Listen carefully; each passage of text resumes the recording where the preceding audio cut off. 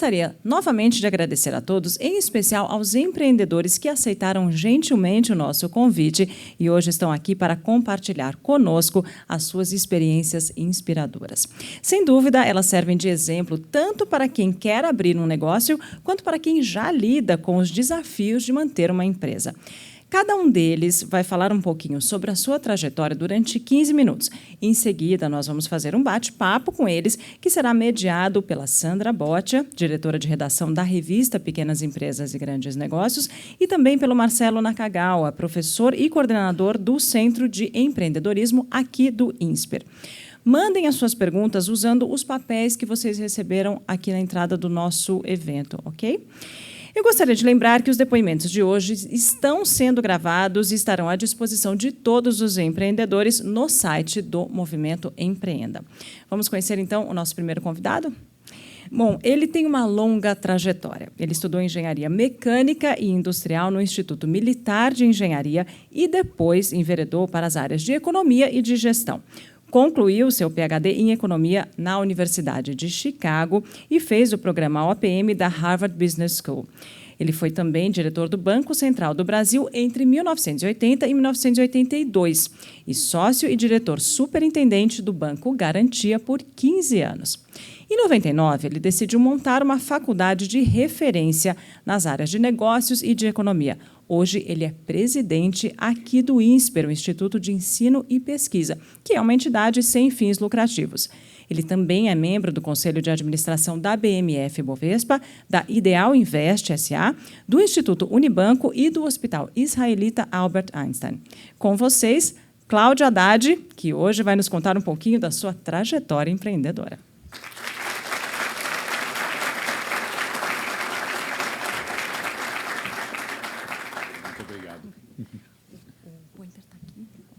Não vou fazer conta. Na verdade, eu vou falar. Eu posso usar esse microfone aqui?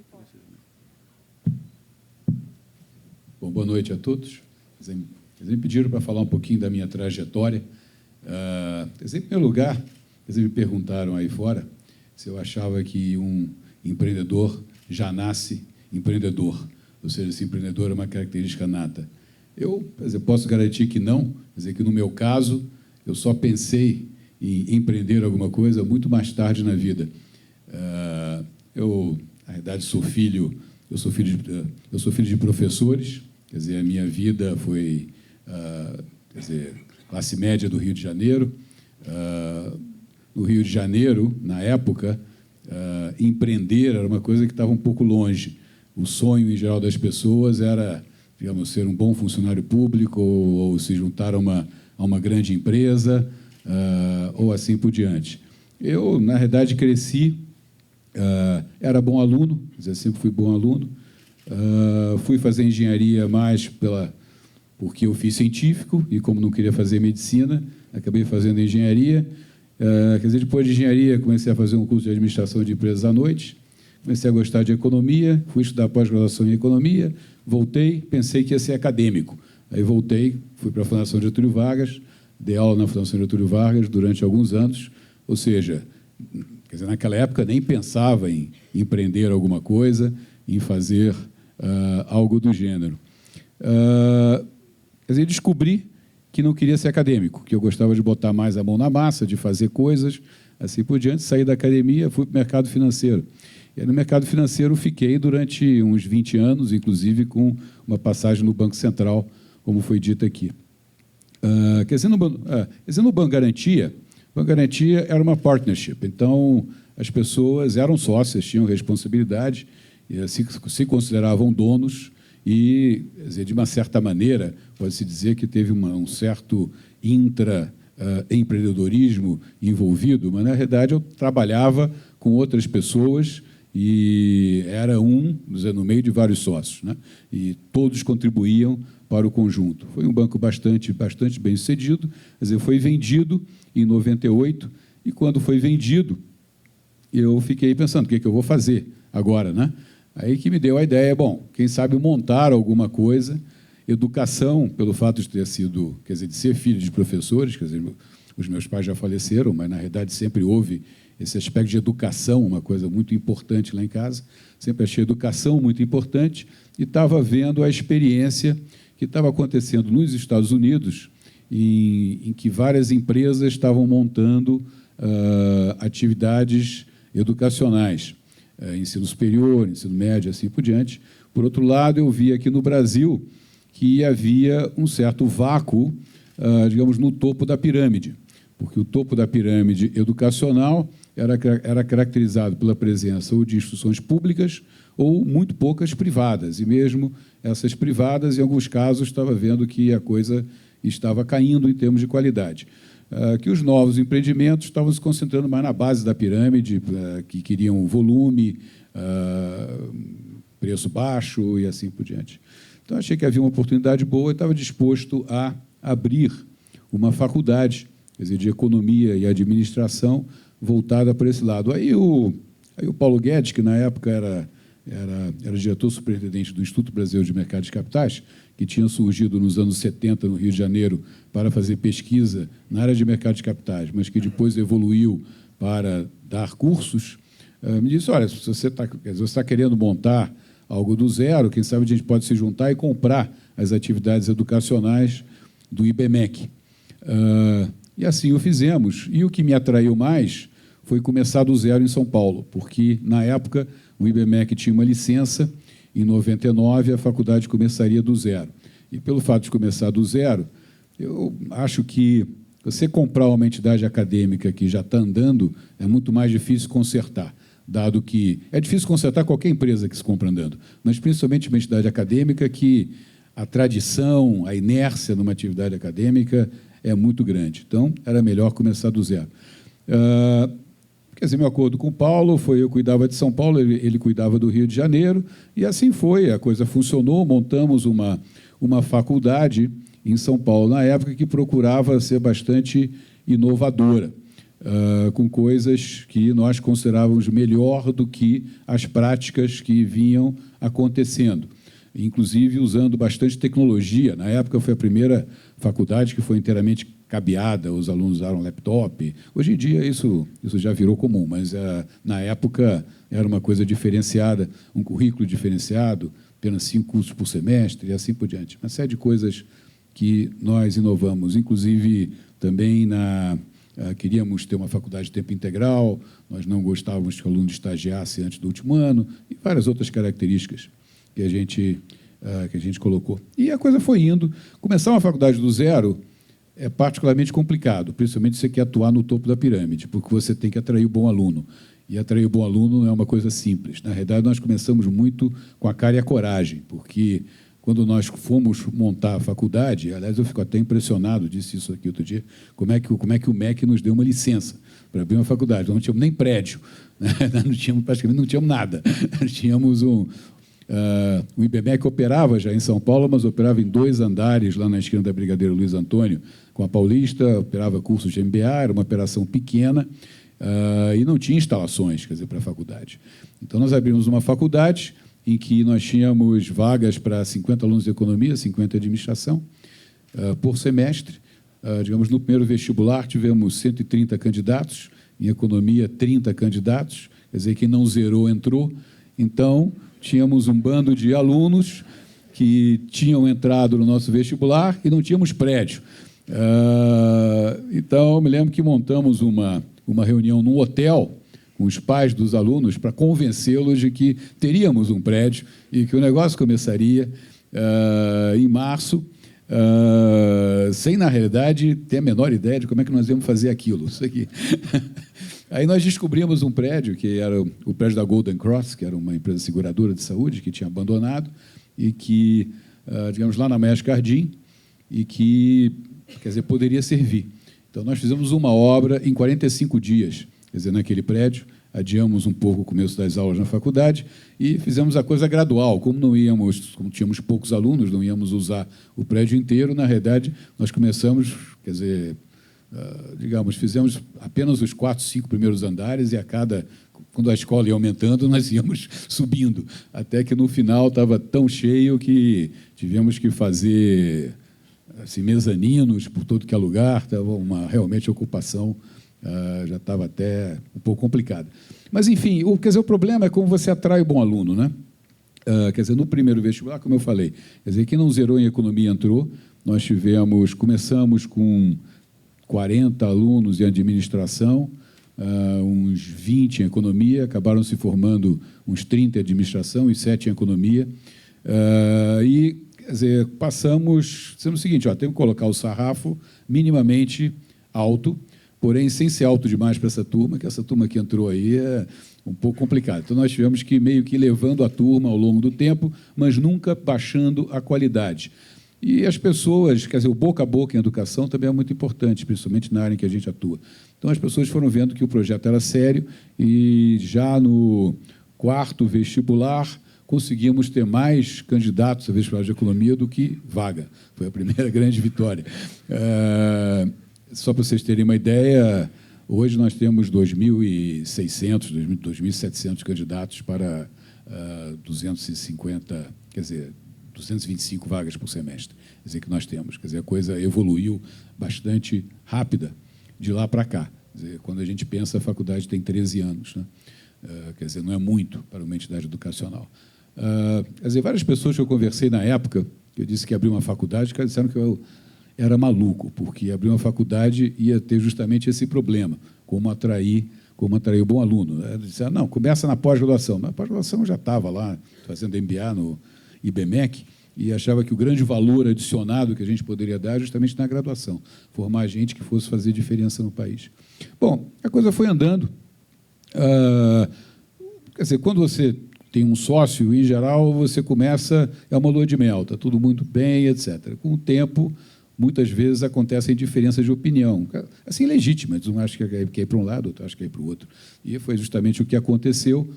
Com o tempo, essas diferenças de opinião sobre estratégia foram ficando relativamente graves. Felizmente, eu tinha posto no início do nosso contrato uma cláusula de compra ou vende, porque eu já tinha visto experiências semelhantes no passado, quer dizer, divórcios que acabaram de uma maneira um pouco complicada, e essa cláusula é uma cláusula justa. Quem tá desconfortável dá um preço, o outro, quer dizer, tem a obrigação de comprar ou vender aquele preço. Em 2002, essas diferenças de opinião foram ficando mais complexas. Em 2003, decidimos nos separar. Eu dei um preço para o meu sócio, ele resolveu me vender, o que eu achei ótimo, porque, na realidade, eu não queria vender, eu queria, na realidade, comprar. Então, acabou acontecendo isso, e eu aí também comprei os outros sócios minoritários, fiquei com os meus sócios originais, quer dizer, no final, estava com 2/3 do negócio todo, e os outros 3 sócios, Jorge Paulo, Marcelo e Beto Sicupira, que era o meu sócio garantia, 1/9 cada um. E São Paulo eu nunca vi, na realidade, como uma coisa para ganhar dinheiro. Sempre vi como uma coisa para deixar um legado, quer dizer, para a sociedade. E os meus sócios compartilhavam da mesma opinião. Em 2004, portanto, nós separamos todas as atividades do IBMEC São Paulo e doamos para o Instituto Sem Fins Lucrativos. Então, desde 2004, aqui, o IBMEC São Paulo, na época, hoje INSPER, é uma instituição independente, sem fins lucrativos. O modelo aqui é um modelo de uma universidade americana privada de primeira linha que visa se perpetuar ao longo do tempo, que é um modelo, aliás, ainda não testado no Brasil, e eu vou voltar ao finalzinho da exposição a esse ponto. Mas, em 2004, isso aconteceu, então tivemos personalidade própria. Os outros IBMECs eu juntei com outro projeto educacional que eu tinha iniciado com outros sócios, e é um grupo com fins lucrativos que opera no Rio de Janeiro, Brasília, Belo Horizonte, tem umas parcerias espalhadas pelo Brasil, ensino à distância e assim por diante. Bom, aqui, portanto, a coisa, quer dizer, foi andando, quer dizer, fomos evoluindo, mudamos para esse campus em 2006, que foi uma operação Build to Suit, e o fato de termos o mesmo nome, embora a gente tivesse tentado separar as identidades através de logo diferente, enfatizar o IBMEC São Paulo, etc., não estava funcionando, porque, na realidade, os outros IBMECs continuam existindo, inclusive o Instituto Brasileiro de Capitais original, que começou isso tudo, também continua existindo. Então, eram 3 instituições com a mesma marca. Então, resolvemos, em 2008, mudar a marca, o que também não é trivial numa instituição educacional.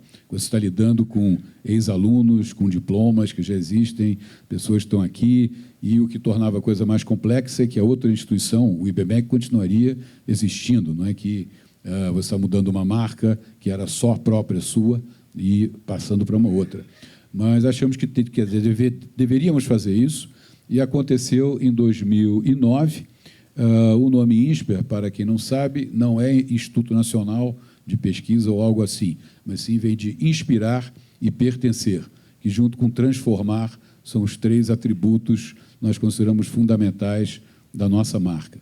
É o que a gente procura fazer aqui. Então, quer dizer, estamos aqui hoje, temos 5.000 alunos, crescemos bastante, de onde nós começamos, praticamente do zero, sem prédio, em 13 anos. Agora, isso foi à custa de muito trabalho. Eu, pessoalmente, confesso que eu não faço nada. Acho que o que faz são as outras pessoas aqui. Eu já brinquei, assim, que na minha lápide, provavelmente vamos escrever, Cláudio Haddad participou de muitas reuniões. É o que eu faço todo dia aqui. No começo, minha agenda é lotada com reuniões. Então, são as outras pessoas que fazem a coisa acontecer.